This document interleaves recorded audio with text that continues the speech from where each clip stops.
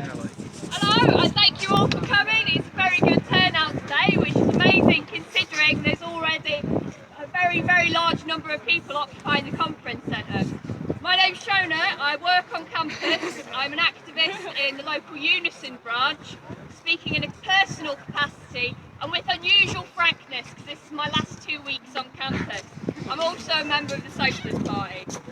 This is a message of solidarity to the student occupation at Sussex in opposition to plans to privatise 10% of the jobs on campus to be run for private profit.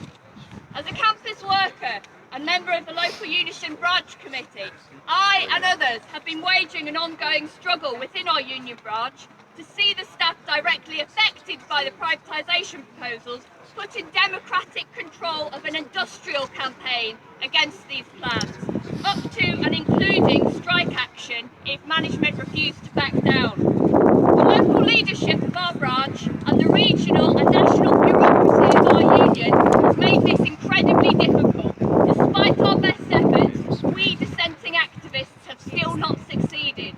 But we remain confident in the correctness of our strategy, built with advice and support from the Socialist Party activists with years of experience of fighting to win against both the bosses and the reactionary elements of our trade unions, and in this strategy's ability to defeat this and future attacks. The success of London Metropolitan University Unison in defeating so-called shared services privatisation proposals through a mass campus campaign, with the union side led democratically by the affected workers and with a concerted plan in place to organise sustained strike action if management forged ahead with their plans, is absolutely applicable to the Sussex context, and I refute anyone who claims that we are fundamentally different or less able to achieve such an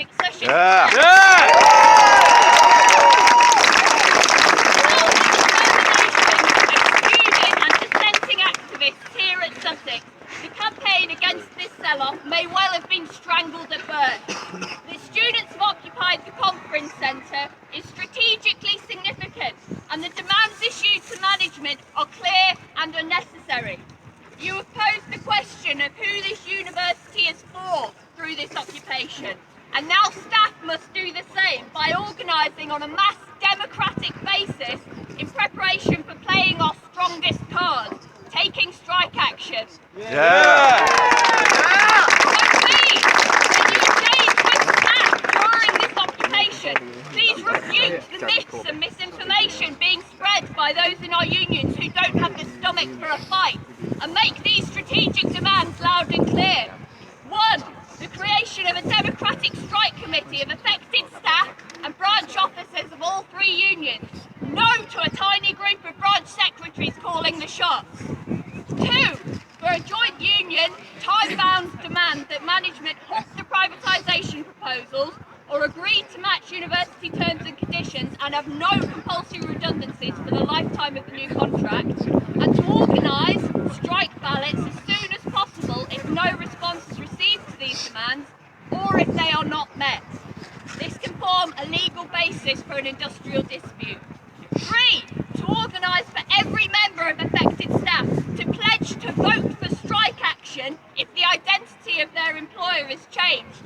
This is what they did at London Met, and there is a precedent for this not just in another dispute but in UNISON itself, in Barnet local government. 4. And finally, no to concessionary bargaining for the representation of the interests of all workers and students, young and old, directly affected and all next on the list. This is the thin end of the wedge and we must stop it completely. So best of luck in your occupation. You are showing the way and I hope we can follow you in militant action against these appalling plans. In solidarity and to victory.